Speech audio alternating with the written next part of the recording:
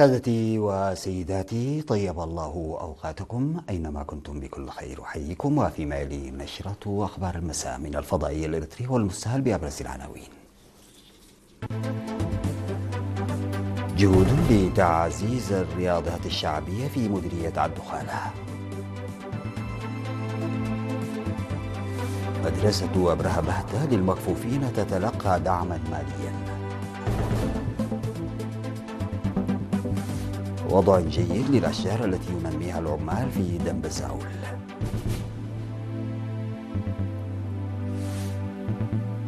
ترامب يوافق على وقف إطلاق النار أسبوعين مع إيران.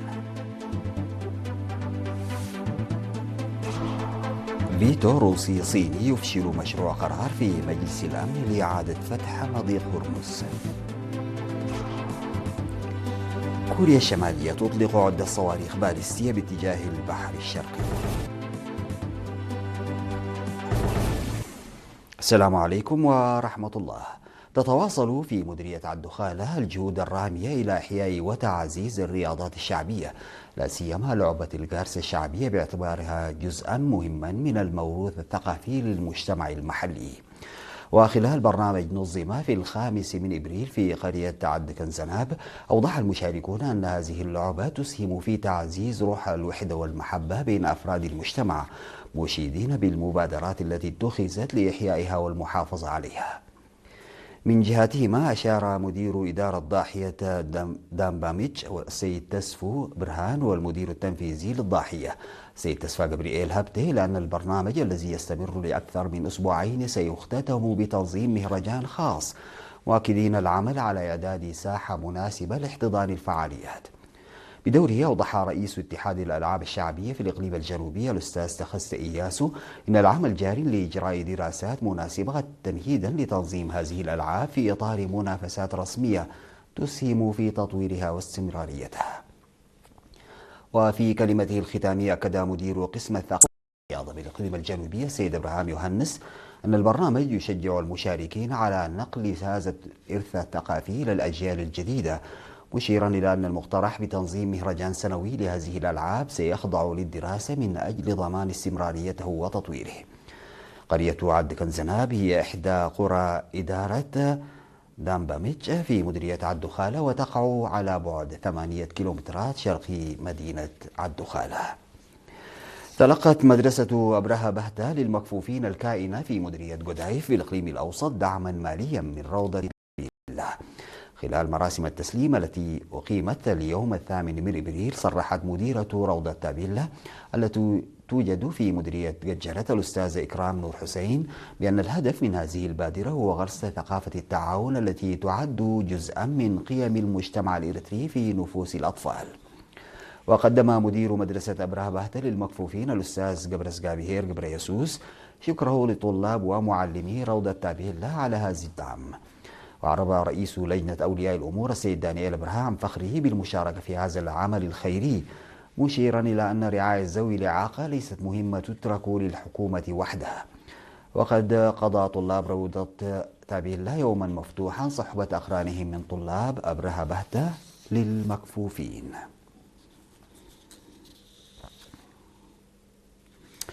توجد أكثر من 37 ألفا من الأشجار التي قام بزراعتها العمال في منطقة دنبزاول تحت إشراف الكونفدرالية الوطنية للعمال توجد في حالة جيدة. وأعلن عن ذلك خلال جولة قام بها مديرون وممثلون عن 20 مؤسسة من الإقليم الأوسط في 8 إبريل لمتابعة حالة هذه الأشجار. وتهدف الجولة إلى الاطلاع على برامج التنمية هذه واتخاذ خطوات لتوسيع نطاقها في المستقبل. وبعد اختتامهم للجولة، ناقش المسؤولون التنفيذيون الاستعدادات الواجب اتخاذها مستقبلا خلال اجتماع في مقر الكونفدرالية الوطنية للعمال. ويمثل البرنامج الجاري في دنبزاول المرحلة الثانية من أنشطة التشجير الناجحة التي نفذت في منطقة مايحوزة.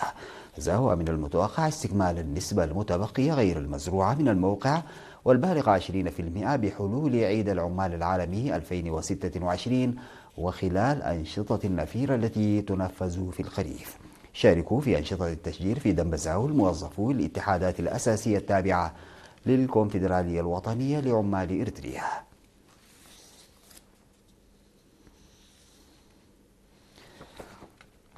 عقد مكتب الصحة في إقليم شمال البحر الأحمر اجتماعا في قندع بحث سبل الوقاية من الأمراض الاستوائية المهملة. وأوضحت مسؤولة قسم مكافحة الأمراض المعدية والمهملة في الإقليم الممرضة باللجة هيلا مريم في الاجتماع الذي حضره مسؤولو إدارات الضواحي وممثلو الصحة في القرى ومتخصصون في الرعاية الصحية ثبوت وجود البلهارسيا في التحاليل المخبرية التي أجريت على طلاب المدارس الابتدائية والمتوسطة، وأن هذه النتيجة تساعد في إجراء حملات التطعيم الشاملة. وذكر مسؤول الخدمات الصحية في مديرية قندع الممرض مكونن قبل مدهن أن الجهود تبذل لمكافحة الأمراض التي لا توجد لها اهتمام كبير، ويهدف الاجتماع لاتخاذ إجراءات مسبقة للسيطرة على مسببات الوفيات والإعاقة والعدوى.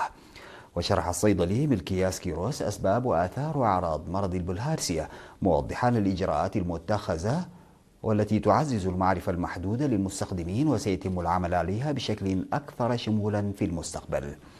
هذا وشارك أكثر من 30 مهنيا صحيا في توزيع الأدوية المضادة للبلهارسيا في الفترة من 20 من مارس المنصرم إلى 5 من إبريل الجاري. اتخذ سكان ضاحية بوشكا التابعة لمديرية شامبقو مبادرة لبناء 6 فصول دراسية إضافية بتنسيق طاقاتهم وأموالهم للتخفيف من مشكلة النقص في الفصول الدراسية. وبعد أن تقدم بالشكر للمساعدة المادية التي قدموها لبناء الفصول، صرح مسؤول فرع التعليم في المديرية الأستاذ عثمان إدريس بأن 80% من العمل قد أنجز. وأشاد الأستاذ عثمان بمساهمة قوات الدفاع، مشيرا إلى أن مبادرات مماثلة قد اتخذت في ضواحي قرمة وبنبنة وعد بعره. وأفاد السكان الذين تواصلت معهم وكالة الأنباء الإريترية أن هذه الخطوة جاءت لحل العراقيل في العملية التعليمية الناجمة عن بعد المسافة ونقص الفصول الدراسية، وتعهدوا بمضاعفة جهودهم من أجل نمو المدرسة. وكان سكان ضاحية بوشكا قد بنوا سابقا 4 فصول دراسية. تشهد إدارة ضاحية ديدا التابعة لمديرية ماي عيني تنفيذ حملات تنموية بمشاركة واسعة من السكان تركز على صيانة قنوات المياه وإصلاح الطرق المؤدية إلى القرى، وتشمل الأنشطة الجارية التي تتم بإشراف مختصين في المجال الزراعي تنفيذ أعمال جماعية في قريتي ديدا ومبرد وسسوي، إضافة إلى تهيئة الأراضي الزراعية وصيانة الطرق التي تربط القرى بمركز مديرية مياعيني، بما يسهم في تسهيل حركة المواطنين والخدمات. وأشار خبير حماية التربة وحفظ المياه سيد مبرهتون براخي أن الأنشطة التي انطلقت منذ منتصف شهر مارس تنفذ بمشاركة شعبية واسعة، ويجري العمل على إنجازها قبل حلول موسم الأمطار بهدف الحد من انجراف التربة وتعزيز الاستفادة من الموارد الطبيعية.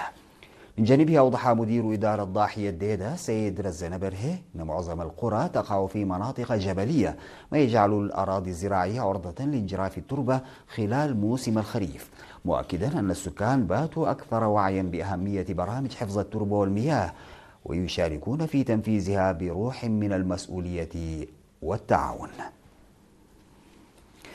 بعد الفاصل سيداتي وسادتي أعود بالأخبار الخارجية.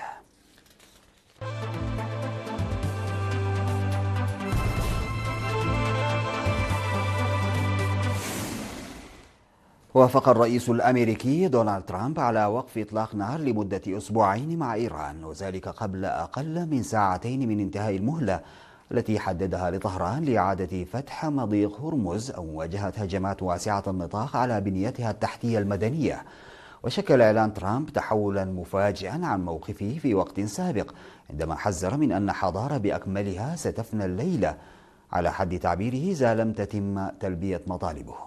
وقال رئيس الوزراء الباكستاني شهباز شريف الذي ساعد في التوسط لوقف إطلاق النار في منشور على إكس إنه دعا الوفدين الإيراني والأمريكي للاجتماع في إسلام آباد يوم الجمعة. وقال ترامب إن الاتفاق الذي تم التوصل إليه في اللحظة الأخيرة مشروط بموافقة إيران على وقف عرقلتها لإمدادات النفط والغاز عبر المضيق الذي يمر عبره عادة حوالي 5 شحنات النفط العالمية.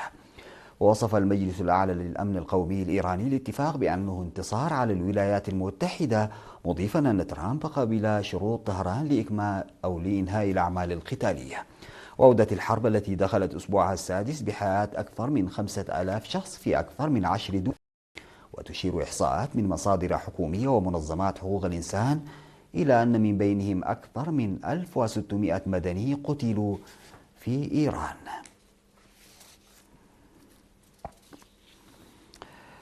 على صعيد متصل، فشل مجلس الأمن الدولي في اعتماد مشروع قرار يدعو إلى إعادة فتح مضيق هرمز بعدما استخدمت روسيا والصين حق النقض الفيتو رغم دعم غالبية أعضاء المجلس للنص. وجاء التصويت على مشروع القرار المخفف الذي تقدمت به البحرين بدعم من الولايات المتحدة ودول الخليج، حيث حظي بتأييد 11 عضوا مقابل رفض عضوين وامتناع عضوين آخرين عن التصويت. ويأتي هذا التطور قبل ساعات من انتهاء المهلة التي حددها الرئيس الأمريكي دونالد ترامب لإعادة فتح المضيق، وسط تحذيرات من احتمال تعرض إيران لضربات عسكرية أمريكية تستهدف محطات الطاقة والجسور في حال عدم التوصل إلى اتفاق. إلى ذلك أعلن الرئيس الفرنسي إيمانويل ماكرون أن إيران أفرجت عن المواطنين الفرنسيين سيسيل كورر وجاك باريس بعدما اعتقلا لمدة 3 سنوات ونصف قبل أن يوضعا قيد الإقامة الجبرية في السفارة الفرنسية بطهران. وأفاد مقربون من وزير الخارجية الفرنسي بأن المعتقلين السابقين غادروا إيران ضمن موكب دبلوماسي برفقة سفير فرنسا في طهران، وهما الآن في أذربيجان.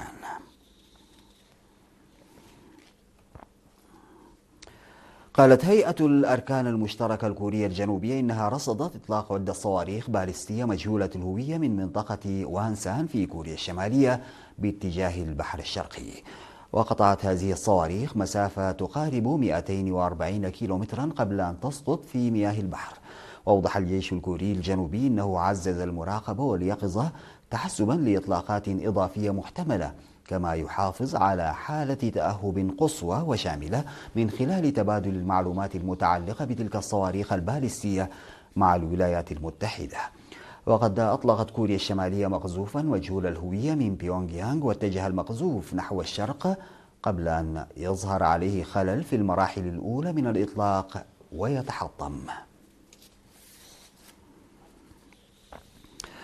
وضع الرئيس التركي رجب طيب أردوغان توقيعه على أول صاروخ تايفون بلوك 4 فرد صوتي محلي الصنع، وأكد أن بلاده دخلت مرحلة جديدة في مسار الصناعات الدفاعية في خطوة تعكس توجها متسارعا نحو تحقيق الاستقلال العسكري وتعزيز القدرات الاستراتيجية. ووضع أردوغان توقيعه على الصاروخ أثناء جولة تفقدية في منشآت إنتاج تابعة لشركة روكستان المتخصصة في صناعة الصواريخ بالعاصمة أنقرة.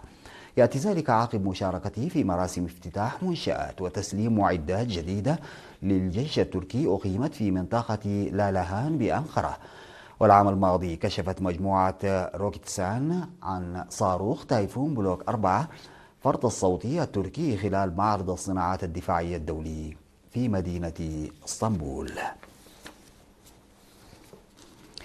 ختاما سيداتي وسادتي لنشرة الأخبار، إلى حضراتكم تذكير بأبرز عناوينها.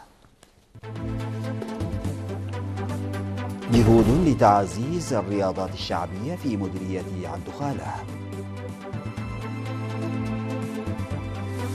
مدرسة أبره بهتة للمكفوفين تتلقى دعما ماليا. وضع جيد للأشجار التي ينميها العمال في دنبزاول.